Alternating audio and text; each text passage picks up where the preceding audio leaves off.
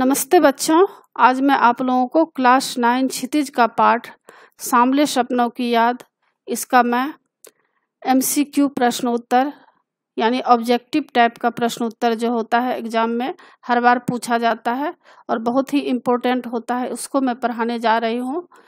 और इससे पहले बच्चों क्लास 9, क्लास 10, कृतिका, क्षितिज, स्पर्श, संचयन, इसका मैं सारा वीडियो बना चुकी हूँ।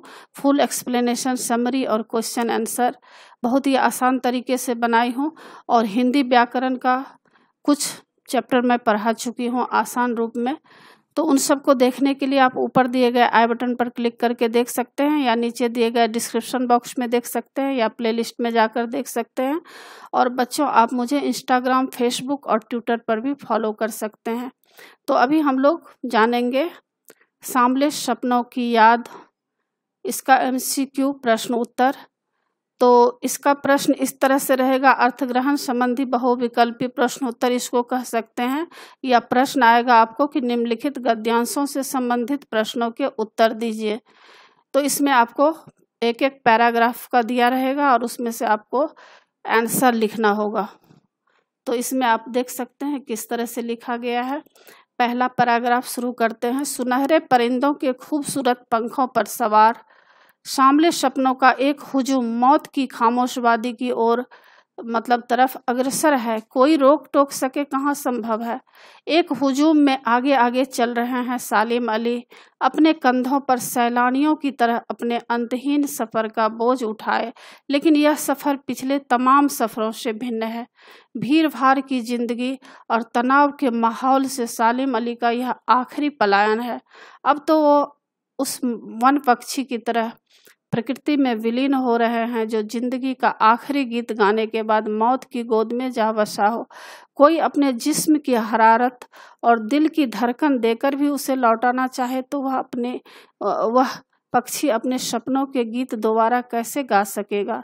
तो इसके प्रश्न इस तरह से बनेंगे। परिंदे का अर्थ क्या है? तो इसका उत्तर है ग पक्षी। दूसरा, सालिम अली कौन थे? तो इसका उत्तर घ है, पक्षी प्रेमी। तीसरा, यह सफ़र का क्या आशय है? इसका उत्तर है अंतिम यात्रा। चौथा, सालिम अली ने जीवन भर कौन कौन सी यात्राएं की? उत्तर है ग का पक्षी अध्ययन की।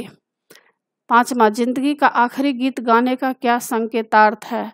इसका उत्तर ख है अंतिम यात्रा करना। अब दूसरा पैराग्राफ में दिया गया है कि वर्षों पूर्व खुद सालिम अली ने कहा था कि लोग पक्षियों को आदमी की नज़र से देखना चाहते हैं। यह उनकी भूल है। ठीक उसी तरह जैसे जंगलों और पहाड़ों, झरनों और आबशारों को वो प्रकृति की नज़र से नहीं आदमी की नज़र से देखने को उत्सुक रहते हैं। भला कोई आदमी अपने कानों से पक्षियों की आवाज़ का मधुर संगीत सुनकर अपने भीतर रोमांच का सोता फूटता महसूस कर सकता है? तो इस तरह इसमें प्रश्न बनेंगे। पहला रहेगा, सालिम अली ने किस बात को भूल कहा था? इसका उत्तर है पक्षियों को मानवीय दृष्टि से देखना। दूसरा, लोग प्रकृति को किस नज़र से देखते हैं? इसका उत्तर ग है, मानव हित की नज़र से। तीसरा, रोमांच का सोता फूटना का आशय है। क का उत्तर प्रसन्नता अनुभव करना। चौथा, पक्षियों की मधुर आवाज़ से आदमी रोमांचित क्यों नहीं होता? इसका उत्तर ग है, पक्षियों की भाषा न समझ पाने के कारण। पांचवा, उत्सुक का पर्यायवाची ढूंढिए। इसका क उत्तर होगा इच्छुक। तीसरा पैराग्राफ इस तरह रहेगा, कोई आज भी वृंदावन जाए तो नदी का सांवला पानी उसे पूरे घटनाक्रम की याद दिला देगा।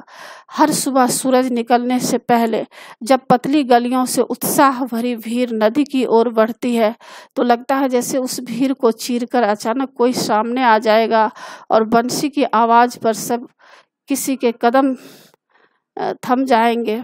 हर शाम सूरज ढलने से पहले जब वाटिका का माली सैलानियों को हिदायत देगा तो लगता है जैसे बस कुछ ही क्षणों में वो किसी से कहीं से आ टपकेगा और संगीत का जादू वाटिका के भरे पूरे माहौल पर छा जाएगा।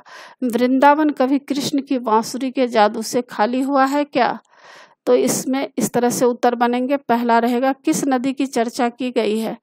ख उत्तर है इसका यमुना। दूसरा, यहाँ किस घटनाक्रम की बात की जा रही है? इसका उत्तर ग रहेगा, कृष्ण की मधुर वंशी की। तीसरा, प्रातःकाल उत्साह भरी भीड़ किस लिए उमड़ती है? इसका उत्तर घ है, वृंदावन के दर्शन के लिए। चौथा, कौन भीड़ को चीरकर आगे आ जाएगा? इसका उत्तर क है, कृष्ण। पांचवा, वृंदावन में सदा किसका प्रभाव छाया रहता है? इसका उत्तर घ है, कृष्ण के वंशी वादन का। अब चौथा पैराग्राफ इस तरह रहेगा, उम्र को शती तक पहुंचने में थोड़े ही दिन तो बच रहे थे। संभव है लंबी यात्राओं की थकान ने उनके शरीर को कमजोर कर दिया हो और कैंसर जैसी जानलेवा बीमारी उनकी मौत का कारण बनी हो, लेकिन अंतिम समय तक मौत उनकी आंखों से वह रोशनी छीनने में सफल नहीं हुई जो पक्षियों की तलाश और उनकी हिफाजत के प्रति समर्पित थी। सालिम अली की आंखों पर चढ़ी दूरबीन उनकी मौत के बाद ही तो उतरी थी। इसका प्रश्न रहेगा इस तरह से, पहला, सालिम अली कितने वर्ष जिए? तो इसका उत्तर ग है, लगभग 100 वर्ष। दूसरा, सालिम अली किस कारण मरे? इसका उत्तर ग है, कैंसर के कारण। तीसरा, सालिम अली की आंखें अंतिम समय तक डैश पूरा कीजिए। तो इसका उत्तर ग रहेगा, पक्षियों का अध्ययन करती रही। चौथा, सालिम अली जीवन भर क्या करते रहे? इसका उत्तर घ है, पक्षियों की खोज और सुरक्षा। पांचवा, सालिम अली ने आंखों पर दूरबीन क्यों लगा रखी थी? इसका उत्तर है घ, वे पक्षियों का अध्ययन करते थे। अब पांचवा पैराग्राफ, उन जैसा वर्ड वाचर शायद ही कोई हुआ हो, लेकिन एकांत क्षणों में सालिम अली बिना दूरबीन के भी देखे गए हैं।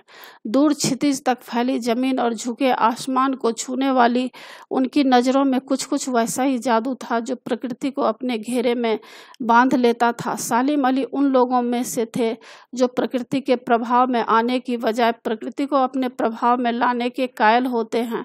उनके लिए प्रकृति में हर तरफ एक हंसती खेलती रहस्य भरी दुनिया पसरी थी। यह दुनिया उन्होंने बड़ी मेहनत से अपने लिए गढ़ी थी। इसके गढ़ने में उनकी जीवन साथी तहमीना ने काफ़ी मदद पहुंचाई थी। तहमीना स्कूल के दिनों में उनकी सहपाठी रही थी। तो इसका प्रश्न रहेगा, वर्ड वाचर किसे कहते हैं? इसका उत्तर घ है, पक्षियों को निहारने वाले को। दूसरा, सालिम अली दूरबीन के बिना कब दिखाई देते थे? इसका उत्तर घ है, घर में अकेले होने पर। तीसरा, सालिम अली प्रकृति के साथ कैसा संबंध रखते थे? इसका उत्तर घ है, वे प्रकृति को प्रभावित करते थे। चौथा, सालिम अली प्रकृति में क्या देखते थे? इसका उत्तर घ है, पक्षियों का हंसता खेलता अनजाना संसार। पांचवा, तहमीना कौन थी? इसका उत्तर घ है, सालिम अली की पत्नी। छठा पैराग्राफ है, D.H. लॉरेंस की मौत के बाद लोगों ने उनकी पत्नी फ्रीडा लॉरेंस से अनुरोध किया कि वह अपने पति के बारे में कुछ लिखे।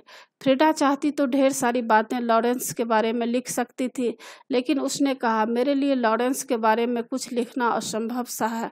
मुझे महसूस होता है मेरी छत पर बैठने वाली गोरैया लॉरेंस के बारे में ढेर सारी बातें जानती है, मुझसे भी ज़्यादा जानती है। वो सचमुच इतना खुला खुला और सादा दिल आदमी था। मुमकिन है लॉरेंस मेरी रगों में, मेरी हड्डियों में समाया हो, लेकिन मेरे लिए कितना कठिन है उसके बारे में अपने अनुभवों को शब्दों का जामा पहनाना। मुझे यकीन है मेरी छत पर बैठी गोरैया उसके बारे में और हम दोनों ही के बारे में मुझसे ज़्यादा जानकारी रखती है। तो इसमें प्रश्न इस तरह से बनेंगे, फ्रीडा लॉरेंस ने लॉरेंस के बारे में कुछ लिखने से इनकार क्यों कर दिया? इसका उत्तर ग है, वह कुछ भी लिखने में स्वयं को असमर्थ समझती थी। दूसरा, खुला और सादा दिल कौन था? उत्तर ख है, लॉरेंस। तीसरा, रगों और हड्डियों में सामने का क्या तात्पर्य है? इसका उत्तर ख है, जीवन में समा जाना। चौथा, शब्दों का जामा पहनाने का आशय क्या है? इसका उत्तर ग है, शब्दों में प्रकट करना। पांचवा, गोरैया के अधिक जानने से क्या तात्पर्य है? इसका उत्तर ख है, गोरैया लॉरेंस से बहुत अधिक निकट थी। अब सातवां पैराग्राफ रहेगा, जटिल प्राणियों के लिए सालिम अली हमेशा एक पहेली बने रहेंगे। बचपन के दिनों में उनकी एयरगन से घायल होकर गिरने वाली नीले कंठ की वह गोरैया सारी जिंदगी उन्हें खोज के नए नए रास्तों की तरफ ले जाती रही। जिंदगी की ऊंचाइयों में उनका विश्वास एक क्षण के लिए भी डिगा नहीं। वो लॉरेंस की तरह नैसर्गिक जिंदगी का प्रतिरूप बन गए थे। इसमें प्रश्न इस तरह रहेगा, जटिल प्राणी से क्या आशय है? इसका उत्तर घ है, चालाक और चक्करबाज आदमी। दूसरा, सालिम अली स्वभाव से कैसे थे? उत्तर घ है सरल। तीसरा, सालिम अली पहेली क्यों बनी रहेंगे? इसका उत्तर ख है, अपनी सरलता और खुलेपन के कारण। चौथा, सालिम अली ने गौरैया के जीवन पर नई खोज क्यों शुरू की? इसका उत्तर ग है, बचपन में उनकी एयर गन से एक गौरैया घायल हो गई थी इसलिए। पांचवा, नैसर्गिक जिंदगी का प्रतिरूप का आशय है? ग है इसका उत्तर, प्राकृतिक जीवन शैली का उदाहरण। अब 8वां पैराग्राफ शुरू होता है।